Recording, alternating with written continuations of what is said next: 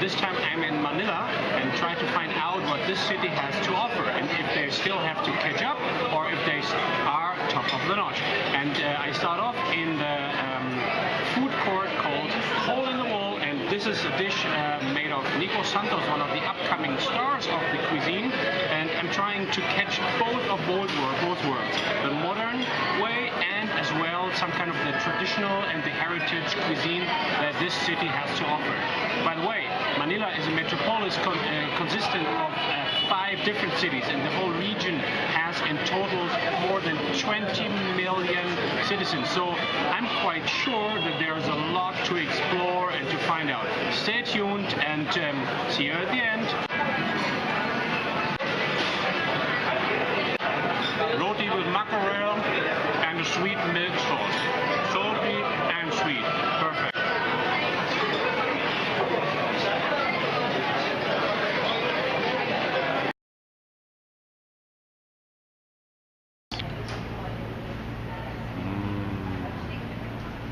Yummy, yummy, yummy.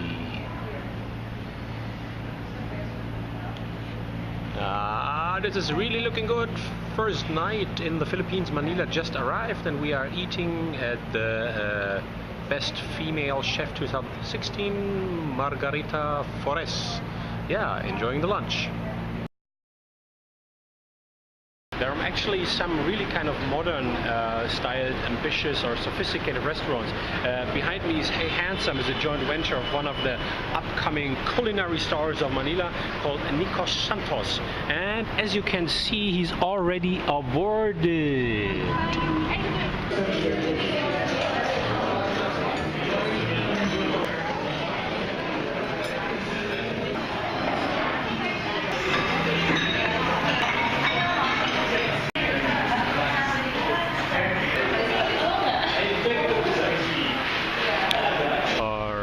Evolving. Basically, kitchen here is based on Spanish and American culinary because of the past of the Philippines. So what you can see, there's a lot of chicken, a lot of burgers, a lot of Spanish style food besides all the Asian influence like umon or ramen noodle bars.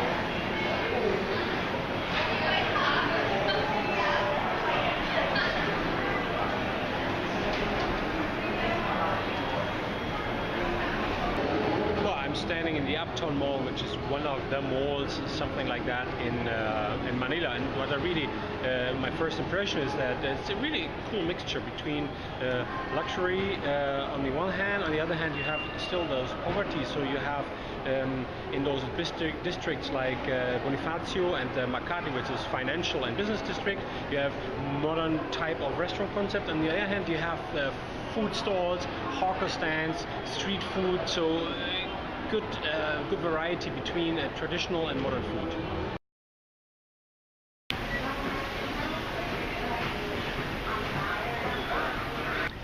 They have a modern menu, and if you flip it and you go for the traditional one. We are in the Basque Tapas Room. This is one of the restaurants belonging to Jele Gonzales, who was awarded 39 Best Chef in Asia in the last years. And this is one of his ideas of modern tapas. So you see again, Spanish culture is really, really rich in Manila. Now I cannot wait, it's so mouth-watering. We have Bayo beef, we have Pupos Gallego, completely modern. I enjoy!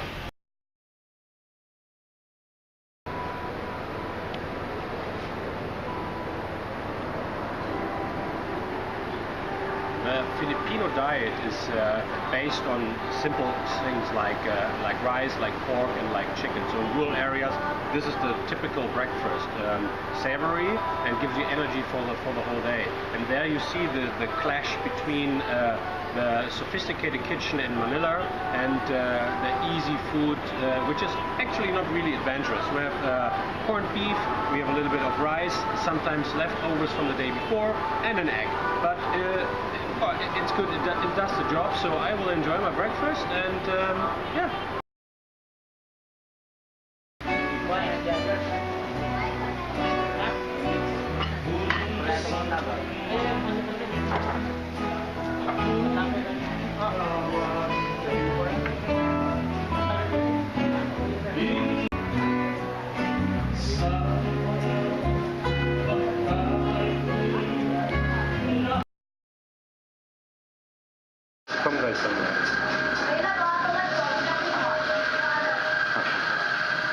Besides the typical culinary culture that Philippines shows us, you can find some modern ways of eating, especially in places where a lot of foreigners meet. I'm here in Siargao, point where is the famous wave Cloud9, and there you can find super bowls, you can find superfoods, you can find detox and all that kind of stuff related to, in that case, surf and yoga retreats.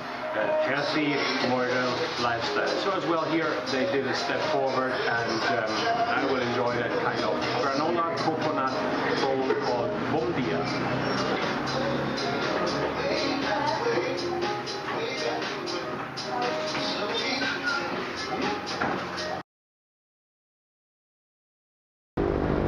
Philippines, especially a region around Cebu, is very famous for lechon, which is a baby pig or roasted baby pig. And one of the brands that are really top-notch here is the one called, is behind me, Tubuchon.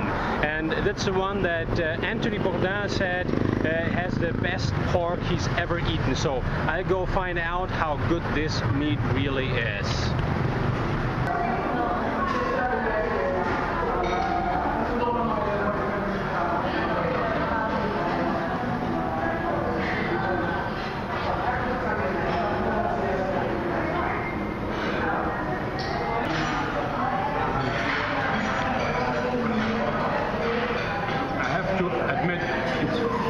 Looking good, really decent kind of baby pig. Not the best one. I think I was just remembering my best one that I had was on a family celebration way years back. But this one is as well awesome. For sure, Manila has a lot of things to offer. There are a lot of different ways of presenting food, and so you can find as well some burrito joints, you can find Neapolitan pizza, you can get churros, you can get all the things like craft beer that you get in other metropolis as well. So I'm trying out this one because it seems to be #1 burrito spot in town.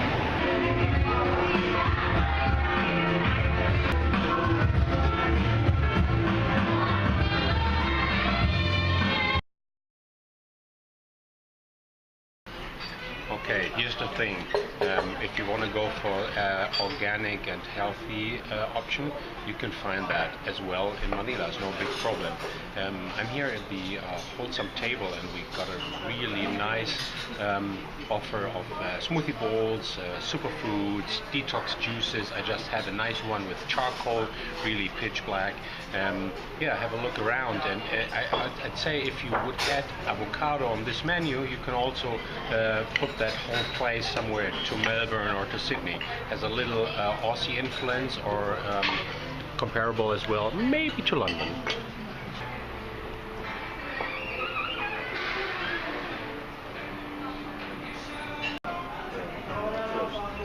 Alright, here we get a really healthy option. My drink, Be Clean, is with active charcoal. And on top of that, we have a lot of smoothie and superfood and granola and fruit add-ons on this menu. Look around, this place is called the Wholesome Table, all green, a little bit modern, poshy, focusing on organic food. Good morning. I'm here at the Saturday Salcedo market, and what really impresses me is that you find a whole range of stuff from fruits and handmade crafts, but you also can find natural almond milk. You can get all kinds of fancy stuff like modern burgers, and you see definitely that there is a Spanish influence, because I see a lot of churros, I see a lot of paella, I see a lot of tapas, and all kinds of things that you can take home with you. And if you could smell that, it's awesome.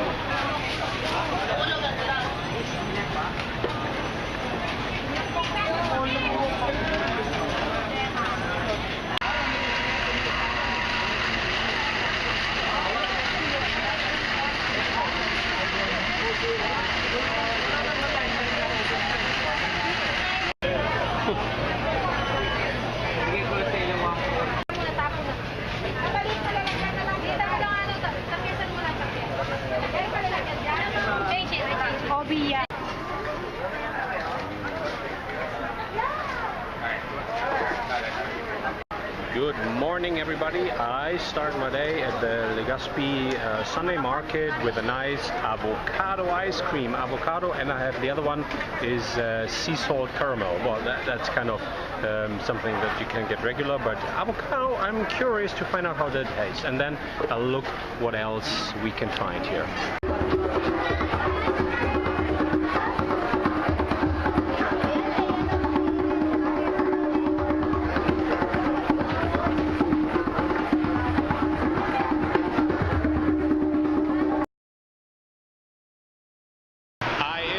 Century City Mall, and behind me is a hole in the wall, and they claim to be the only and first modern food market, food court in that kind of way.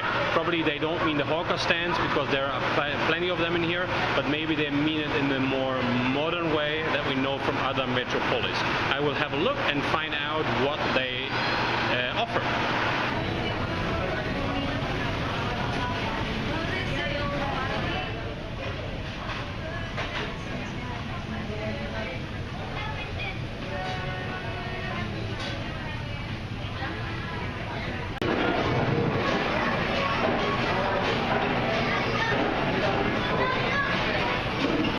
Behind me is a place called Annie Annie. It's run by Nicos Santos, who's also responsible for Hey Handsome, where I have already eaten a nice lunch. And now I will try out what he is doing with Singaporean dishes, how he's getting it twist.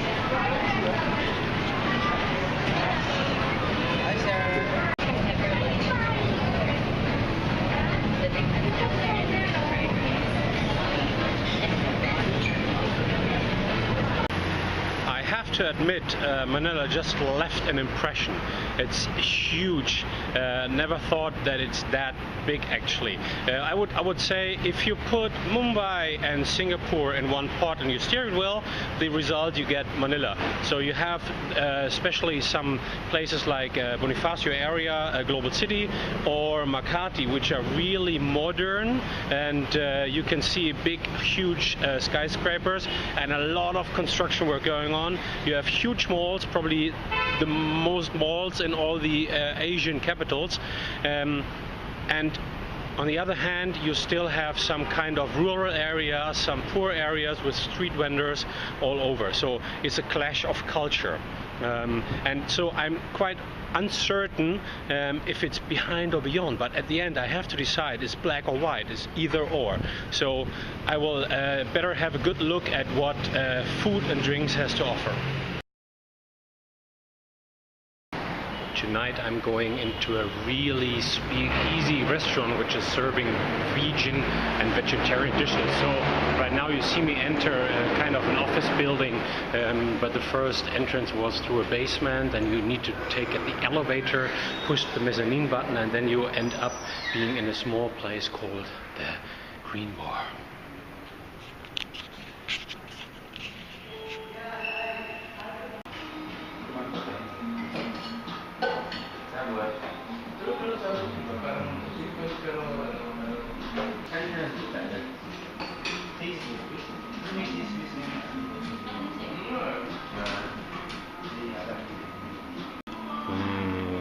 yummy, yummy, yummy. Vegan tacos, cheese sticks, and chips. Let's go for it.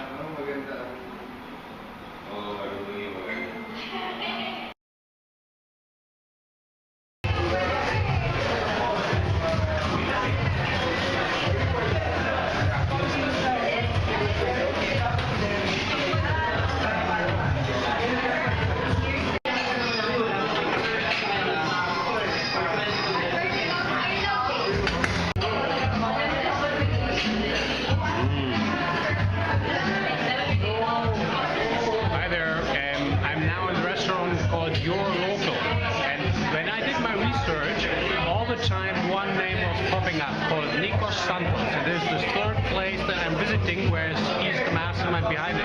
What I'm having here is a no carrot cake and a pomelo salad with yellow eggs.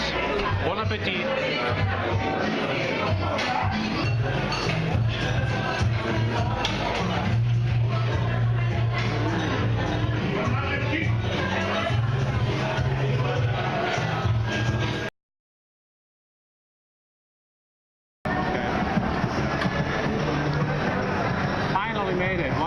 Stops is the farmers market in Quezon City, and what I have here is called Halo Halo, which is an ice cream based on shaved ice, so water ice, nothing with milk.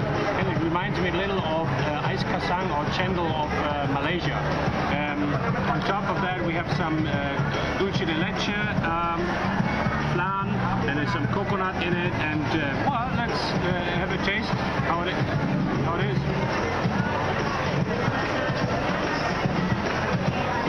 Sweet and refreshing. If it's hot outside and today it's something like 30 degrees, it's the right thing to have. Probably you will have recognized that some of the things that I've shown you, they will have this nice purple color, and this comes from a root called ubi, and this is really, really cool. See that? Yeah, nice purple. I have a purple ubi bar, and there are many chefs, executive chefs in New York and London that are looking exactly for that color. That comes from a root in the Philippines, and I'm here to check it out. Look, oh.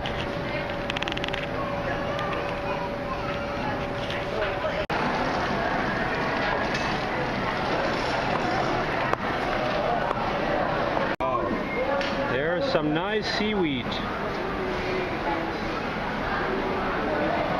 Oh.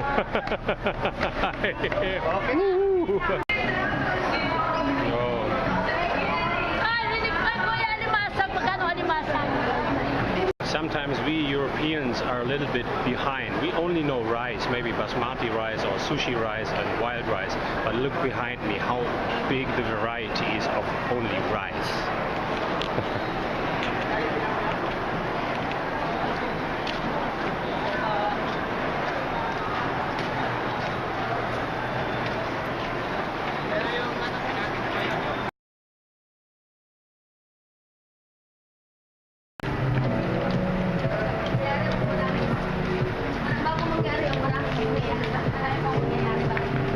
There's kind of a trend in the Philippines called Boodle Feast. So if you are a bunch of people, let's say 3 to 7, and you want to have a nice dinner out, then you order something like that, what you've just seen on the menu, and with a countdown 3, 2, 1, you really start eating like it's a competition, and everybody's get happy with that stuff. Sharing is caring on a banana leaf. Wow, what a journey. I'm already in Atatürk Airport in Istanbul, 12 hours flight, so a lot of time not sleeping to reflect about the last 4 days and the trip in the Philippines, in Manila. And still, I need to come up with the final statement behind or beyond. What I have to say is that the city is that huge that I couldn't find the possibilities to see everything, so I had to be really picky on where to go to. Overall, the culinary DNA of this country is phenomenal. Spanish, American and Japanese influence. So you get a little bit of both worlds, West and East kitchen. And some of the chefs with their modern menus show really off. Nicos Santos, Jele Gonzales, they do a great job and they're really, really hot shots. And on average, I have to say, it was really, really tough to find all those little gems. So the average restaurant is still normal, traditional kind of copycat kitchen. And you find a lot of fast food restaurants like Jollibee, KFC, McDonald's, Burger King, and you name it. So after all, there's still a little wobbly mass with normal, regular restaurants and some new styles, even going for whole grain, so for detox. And so you find some peaks in every kind of direction. So that shows us the evolution. It shows me the potential where we will go to. Some things that we definitely have to look out for is ubi, this purple root, you remember? Calamansi, the little brother of the lime fruit, and some kind of specialty dishes that are really traditional, like Halo Halo, the shaved ice cream dish what I tried, and balut. Unfortunately, I couldn't try that. That's the fermented duck egg. I was really keen to find out and to find it, but well, I have to come back. At the end of the day, Manila has a lot of potential. There's a lot of stuff going on, especially in places like Bonifacio Global City and Makati. And on the other hand, the rest is still something like normal, and that's the reason why I have to say, Manila, you're still behind, but you will definitely be beyond in a few months or years to come. So let me try that. Should I put Istanbul on the list? Yummy. See you.